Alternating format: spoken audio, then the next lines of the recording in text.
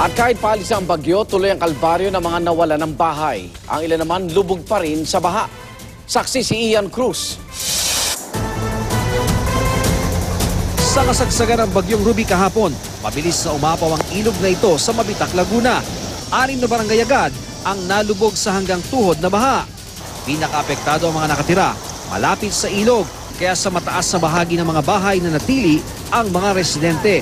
Binaharin ang National Road. Umaga na kanina nang magsimulang humupa ang tubig.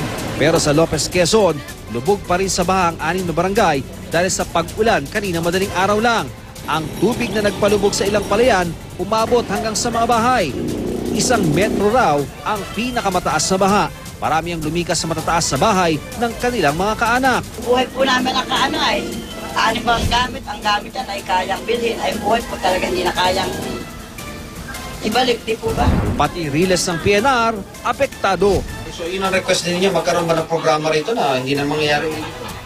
Oo, opo, syempre. Pinaparas po namin yung mga requirements para po dun sa dredging ng Mangisian Creek tsaka ng Bukbok Creek.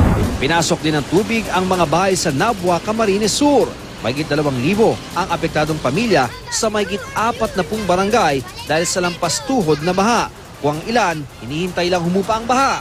Sa Babatnon, Leyte, wala nang nabalikan ng marami matapos wasakin ng storm surge ang 200 bahay. Ang dinatna ng mga residente, mga nagkapira-piraso ng bahagi ng dating tirahan.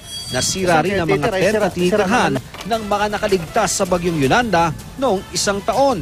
Kaugnay naman sa nasirang bank house kung saan pinatira ng gobyerno ang iba pang Yolanda survivors, may pahayag ang palasyo. Hindi po tayo nagsayang ng pera dahil meron naman pong mga nabiktimang nakagamit nung iba dito.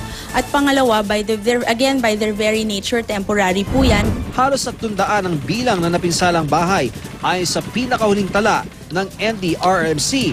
Mahigit 13,000 naman ang naitala ng Red Cross.